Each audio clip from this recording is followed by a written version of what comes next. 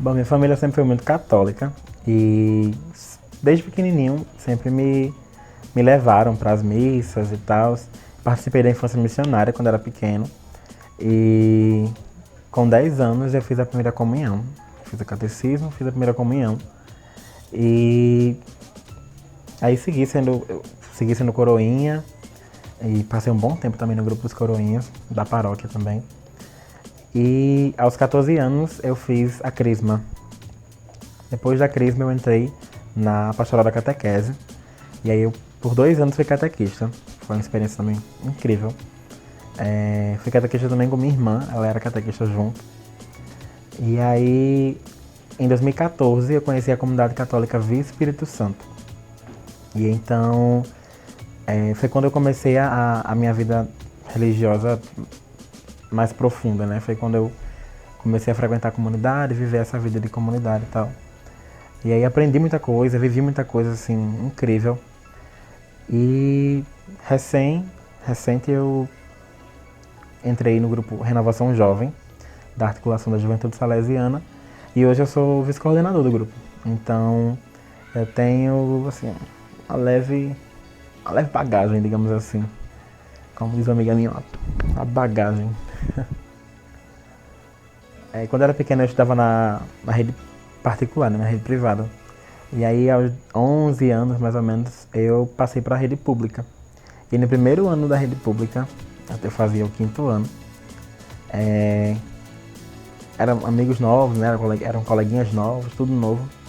E aí tinha um coleguinha específico na sala que ele era totalmente homofóbico, só que eu não sabia, até porque eu também não entendia muito sobre esse universo, sobre tudo que acontecia com pessoas como eu. E aí, um determinado dia do ano, a gente estava no intervalo e esse meu colega ele veio e me deu um soco. A gente não conversava muito na sala, mas ele chegou, ele me deu um soco no nariz e sangrou bastante. E assim, lógico que nós fomos pra diretoria e tudo mais, falamos, nossos pais foram na escola e tal.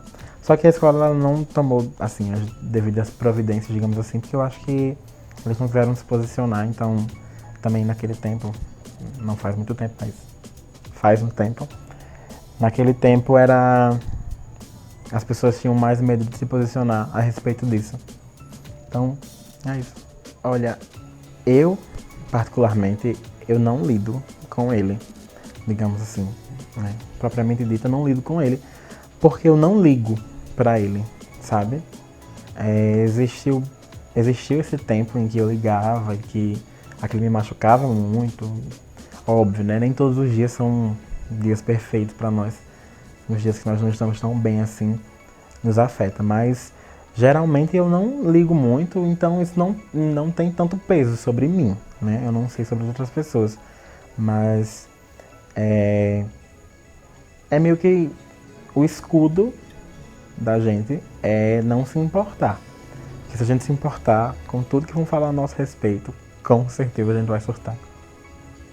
Com toda certeza. Eu acho que todo cristão ele já deve ter pensado em deixar a caminhada, em deixar tudo aquilo. Porque o caminho com Deus, ele é um caminho difícil, né?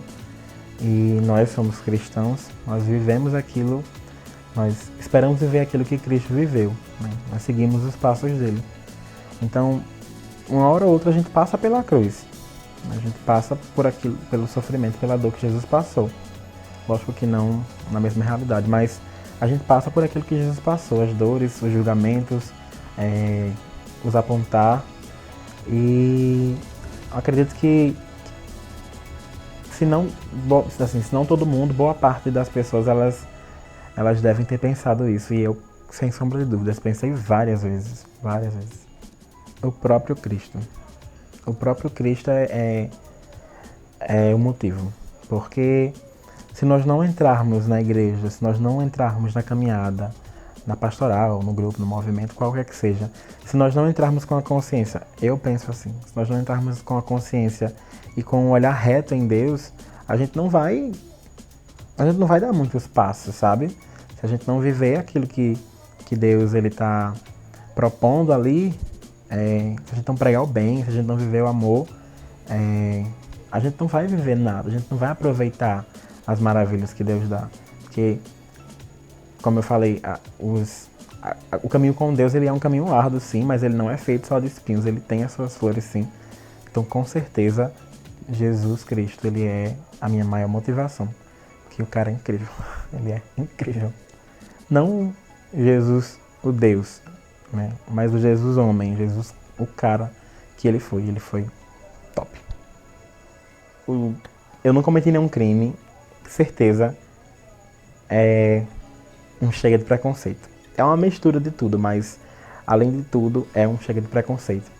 Porque as pessoas elas pensam, eu acredito assim, né, que as pessoas que acusam os gays por estarem na igreja e não viverem essa realidade, elas acreditam que a homossexualidade ela é um pecado sem perdão. Que você ser gay, meu Deus, você é a pior pessoa do mundo. Certeza você não vai pro céu. Só que elas esquecem que na mesma Bíblia, que diz que o homem não deve se deitar com outro homem, tem dizendo, não cometerás adultério, não cometerás fornicação, não entrarás nas orgias.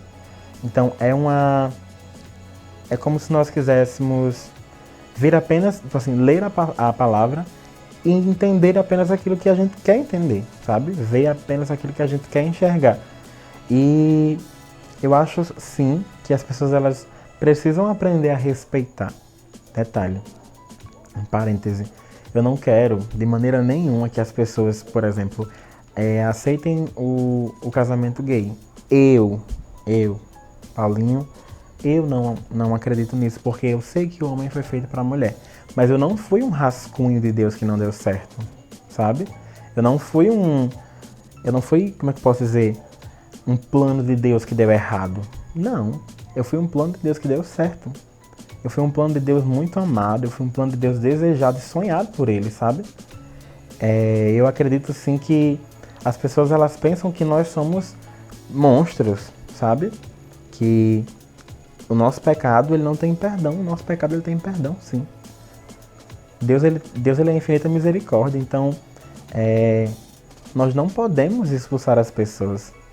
Deus ele, eu acredito que Deus ele vai cobrar pelas almas que Ele nos confia.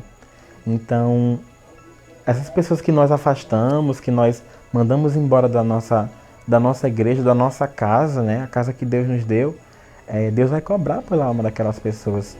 E diante de Deus não há argumentos, né? No julgamento de Deus não há argumentos. Então, quando eu postei aquela situação, eu recebi vários comentários, assim, vários textos grandes, textos que me fizeram chorar e vinham falando, por exemplo, foi por essa razão que me afastei, aconteceu a mesma coisa comigo e eu não conseguia lidar com isso, então preferi ir embora. Eu sinto muito saudade de Deus, eu sinto muita saudade da minha vocação, do meu ministério.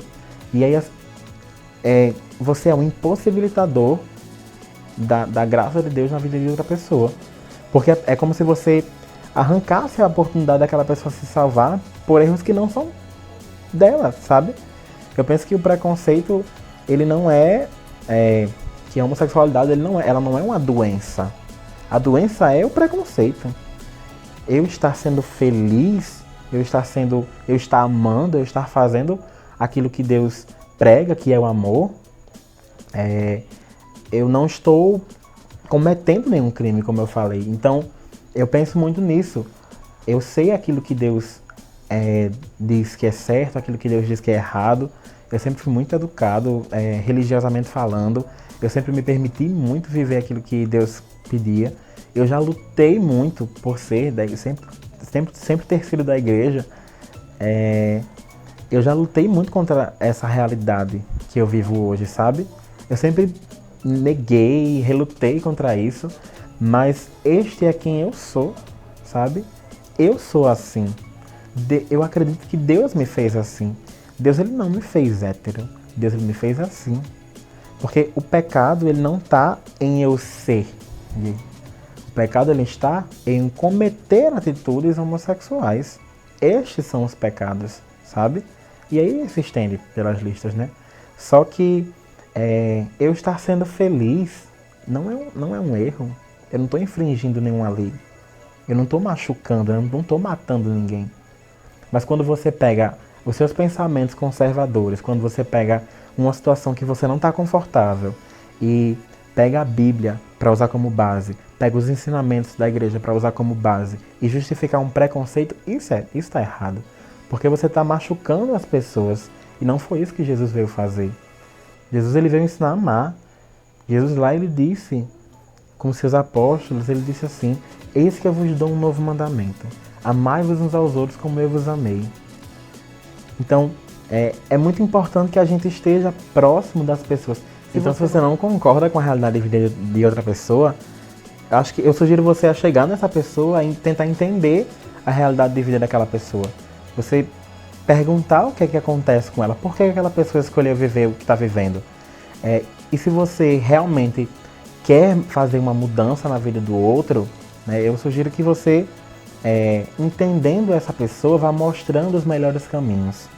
Porque nós não somos esse rascunho que não deu certo. Não somos, como é que eu posso dizer? Nós não somos um plano que deu errado. Não. Eu sou um plano de Deus que deu muito certo.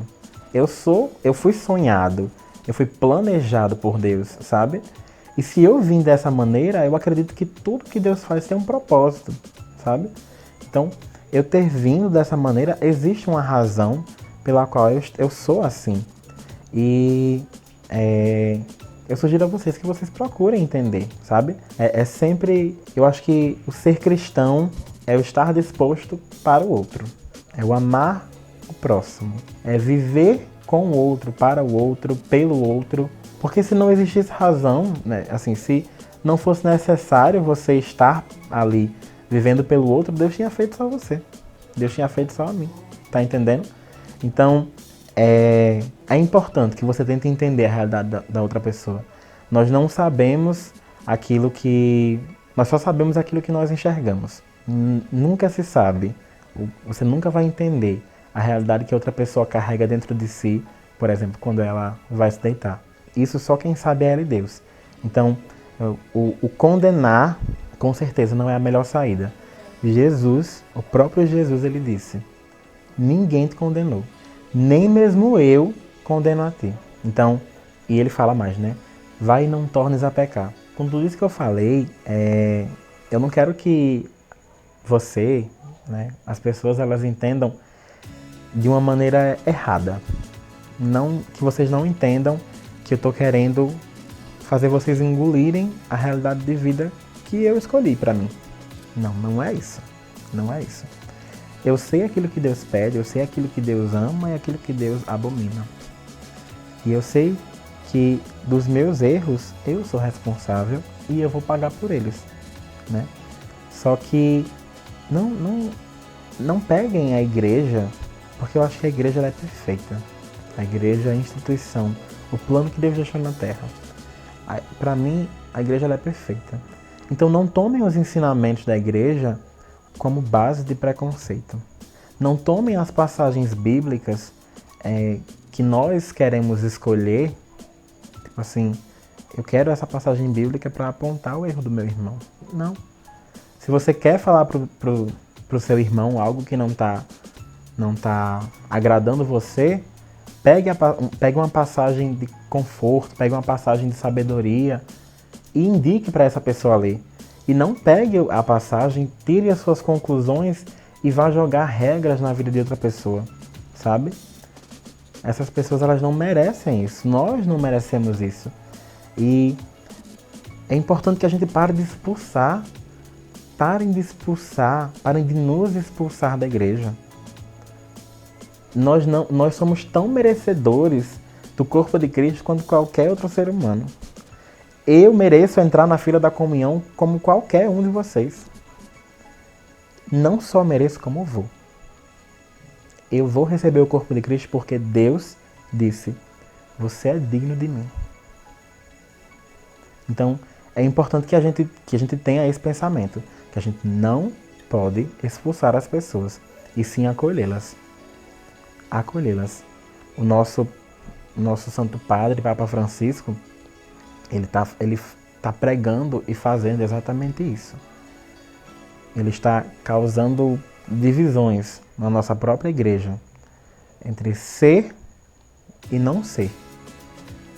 E isso ele está fazendo muito bem. Ele está causando essa divisão, esse questionamento, ser ou não ser, né? Ser cristão, continuar sendo cristão ou ignorar tudo que está acontecendo. Porque certeza que nós não merecemos isso. Papa Francisco, um homem simples como nós, ele acolheu os transexuais, ele pediu para que fossem assistidos, para que fossem ajudados lá na Itália. E isso é um exemplo do que deve acontecer com toda a Igreja Católica, com todo o mundo, na verdade, né?